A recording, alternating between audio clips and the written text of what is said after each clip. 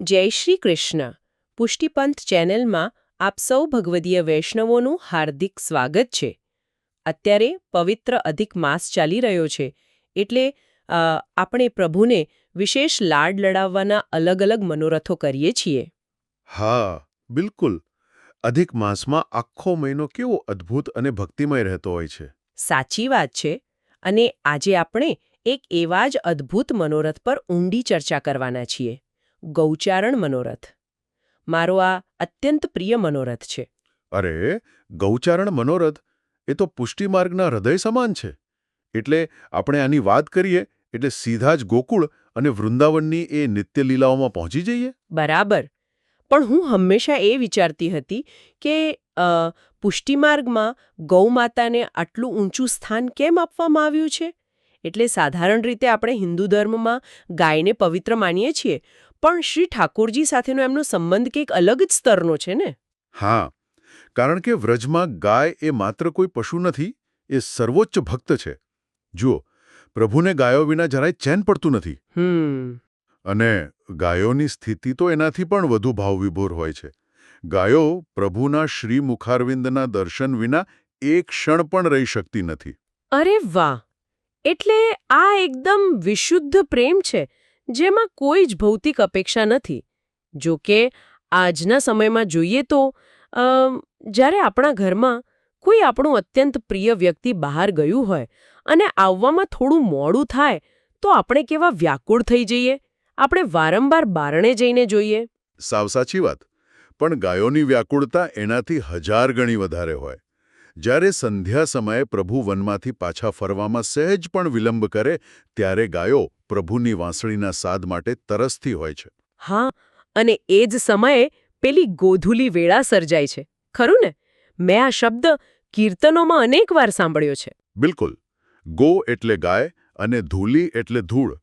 જ્યારે સેંકડો અને હજારો ગાયો આખો દિવસ વનમાં ચરીને એક સાથે નંદભવન તરફ પાછી ફરે, ત્યારે તેમની ખરીઓના જમીન પર પડવાથી જે પવિત્ર રજ હવામાં ઉડે, તેને ગોધુલી કહેવાય છે. અને આટલી બધી ધૂળ ઉડે, એ બધી ક્યાં જાય? એ સીધી જ પ્રભુના શ્રી અંગ પર અને તેમના અત્યંત સુંદર મુખારવિંદ પર જઈને બિરાજે છે. આ વાત મને હંમેશા બહુ સ્પર્શી જાય છે, કારણ કે લૌકિક દુનિયામાં જો આપણા ચહેરા પર ધૂળ લાગે તો આપણને શ્રમ પહોંચે, આપણને અકળામણ થાય. હા, આપણે તરત જ સ્નાન કરવા દોડીએ. સાચી વાત છે. પણ અહીં શ્રી ઠાકોરજીના કોમળ શ્રી અંગ પર જ્યારે આ ગોધુલી બિરાજે છે, ત્યારે તે કોઈ ગંદકી કે શ્રમ નથી લાગતો. એ તો જાણે ગૌમાતાના પ્રેમનો શણગાર બની જાય છે. બરાબર પકડ્યું તમે. આ જ તો પુષ્ટિમાર્ગનો મૂળ સિદ્ધાંત છે. લૌકિક અને અલૌકિક વચ્ચેનો ભેદ અહીં જ સમજાય છે. અને જ્યારે માતા યશોદાજી આ દ્રશ્ય જુએ છે ને, ત્યારે એમના હૃદયમાં બે અલગ અલગ ભાવ એકસાથે રમે છે. એક છે સખ્ય ભાવ અને બીજો છે વાત્સલ્ય ભાવ. અચ્છા, આ બંને ભાવ વિશે આપણા વૈષ્ણવોને થોડું સરળ રીતે સમજાવશો, જેથી આપણે એને આપણા હૃદયમાં ઉતારી શકીએ. ચોક્કસ. જુઓ, સખ્ય ભાવ એટલે મિત્રતાનો ભાવ. જ્યારે પ્રભુ વનમાં પોતાના ગ્વાલબાલો સાથે હોય છે ને, ત્યારે તેઓ પરમેશ્વર નથી હોતા. તેઓ માત્ર એક સખા હોય છે. હા, એટલે મિત્રો વચ્ચે જેવો સહજ પ્રેમ હોય એવો. એકદમ એવું જ. તેઓ એકબીજાની સાથે ખેલ કરે, કોઈ મર્યાદા કે ડર ન હોય. એકબીજાનું ઉચ્છિષ્ટ એટલે કે એઠું પણ આરોગી લે. આ સખ્ય ભાવ છે. હા. અને વાત્સલ્ય ભાવ? વાત્સલ્ય ભાવ અલગ છે. જ્યારે એ જ પ્રભુ આખા દિવસના શ્રમ પછી ગોધુલીથી ખરડાયેલા શ્રી અંગે નંદભવનના આંગણે પધારે છે, ત્યારે યશોદાજી તેમને જુએ છે. હવે યશોદાજીને એવું નથી દેખાતું કે મારો દીકરો ગંદો થઈ ગયો છે. અચ્છા, એમને તો માત્ર બાળકના શ્રમની જ ચિંતા થતી હશે ને? હા, યશોદાજીના મનમાં માત્ર એ જ વિચાર આવે કે મારા લાલાએ આખો દિવસ વનમાં ગાયો પાછળ દોડીને કેટલો શ્રમ કર્યો છે. મારો લાલો કેટલો થાકી ગયો હશે. આ જે શુદ્ધ રક્ષણાત્મક માતૃત્વનો ભાવ છે, જ્યાં પરમાત્માને એક નાના બાળકના રૂપમાં જોવામાં આવે, તેને વાત્સલ્ય ભાવ કહે છે. અરે વાહ! વાત્સલ્ય ભાવની આ સમજૂતી ખરેખર હૃદયને સ્પર્શી ગઈ. ગોકુળ અને વૃંદાવનની આ લીલાઓ તો અદ્ભુત છે. પણ આજે આપણે હવેલીમાં જઈએ છીએ ત્યારે આ જ ભાવ કેવી રીતે સાક્ષાત થાય છે? દર્શન કેવા હોય છે? હવેલીમાં જ્યારે ગૌચારણ મનોરથ સિદ્ધ કરવામાં આવે ત્યારે નિજ મંદિરનું આખું સ્વરૂપ જ બદલાઈ જાય છે. જાણે સાક્ષાત વૃંદાવન કે શ્રી ગિરિરાજજીની તળેટી બની જાય. એટલે એકદમ વન જેવું વાતાવરણ. હા, પ્રભુની આસપાસ સુંદર કુંજ, લીલાછમ વૃક્ષો, લતાઓ અને ફૂલોથી આખો માહોલ સિદ્ધ કરવામાં આવે છે. પણ સૌથી મોટું આકર્ષણ હોય છે શ્રી ઠાકોરજીનો શણગાર. હા, મેં સાંભળ્યું છે કે આ દિવસે પ્રભુનો શણગાર ખૂબ જ અલગ હોય છે. એટલે સામાન્ય રીતે આપણે ભારે શણગાર અને ઝવેરાત ધરાવીએ છીએ, તો આમાં ભારે શણગાર નથી હોતો? ના, અહીં જ પુષ્ટિમાર્ગની ઝીણવટ સમજાય છે. જરા વિચારો, જો તમારે જંગલમાં કાંટા ઝાંખરા વચ્ચે જવાનું હોય તો ભારે ઘરેણાં અને વસ્ત્રો પહેરાય? ના, બિલકુલ નહીં. એનાથી તો પ્રભુને દોડવામાં શ્રમ પડે ને. સાચી વાત છે. એટલે જ આ દિવસે શ્રી ઠાકોરજીને એકદમ ગ્વાલબાલ એટલે કે નાના ગોવાળિયાનો અત્યંત હળવો અને સાદો શણગાર ધરાવવામાં આવે છે. પ્રભુના શ્રી મસ્તક પર કોઈ ભારે મુકુટ નહીં, પણ સુંદર મોર શિખા બિરાજમાન હોય છે.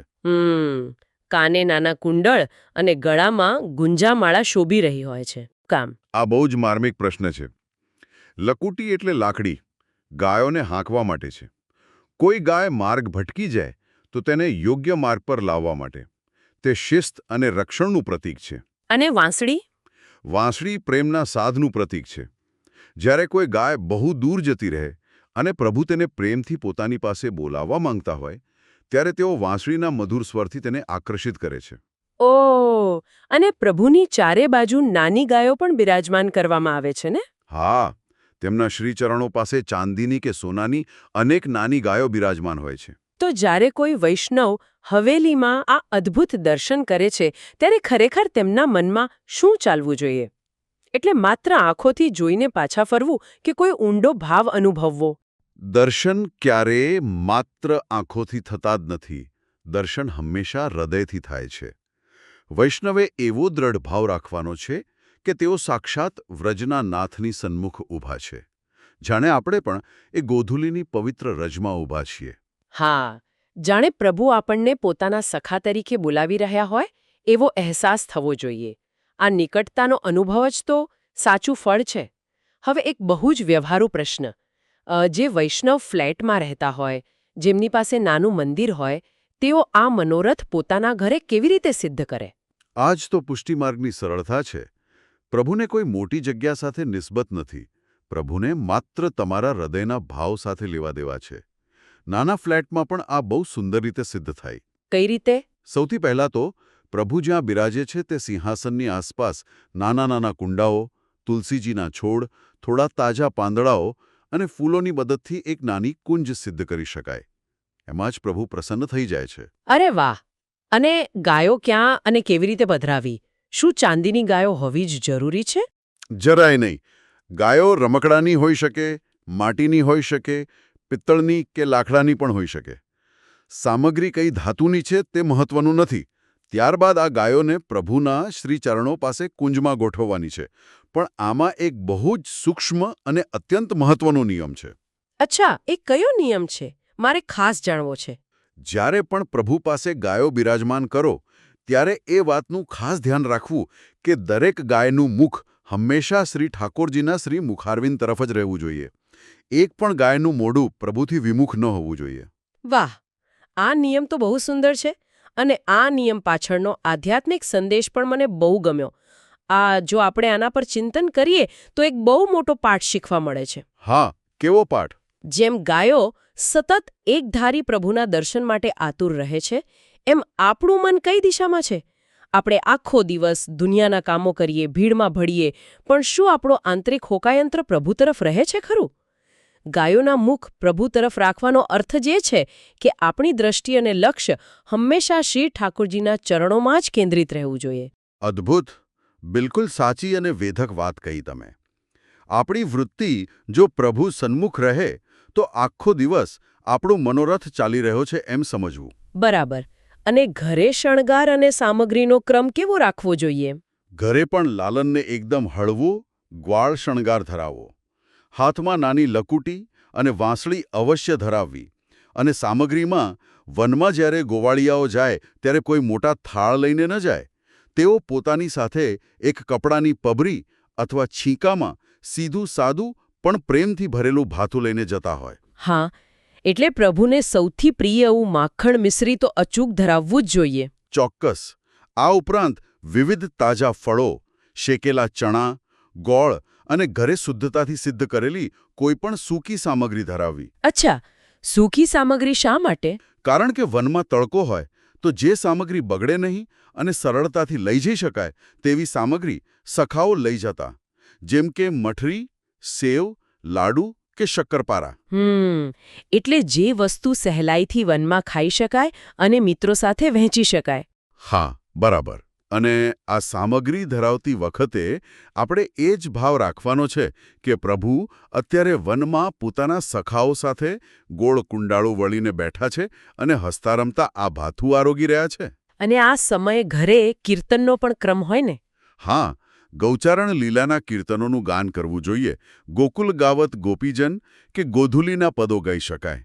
જો ગાઈ ન શકો તો કીર્તનો વગાડી પણ શકાય, જેનાથી ઘરનું વાતાવરણ એકદમ વ્રજમય બની જશે. વાહ, આ આખી પ્રક્રિયા સાંભળીને જ મનમાં એવો રોમાંસ થાય છે કે જાણે આપણે પોતે જ અત્યારે વ્રજમાં પહોંચી ગયા છીએ. આજે આપણે ગોધુલીનો મહિમા, સખ્ય અને વાત્સલ્ય ભાવનો ભેદ અને ઘરે સિદ્ધ કરવાની કેટલી સુંદર વાતો કરી. આજના આ સત્સંગનો જો એક અંતિમ સાર કાઢવો હોય તો શું કહીશું? સાર માત્ર એટલો જ છે કે પ્રભુ ભાવના ભૂખ્યા છે.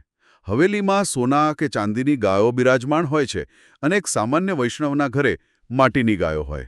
ભૌતિક કિંમતમાં ભલે ગમે તેટલો તફાવત હોય, પણ શ્રી ઠાકોરજીના મળલામાં આ બંને બિલકુલ સમાન છે. હા, પ્રભુ કોઈ ભેદભાવ નથી રાખતા. બિલકુલ નહીં.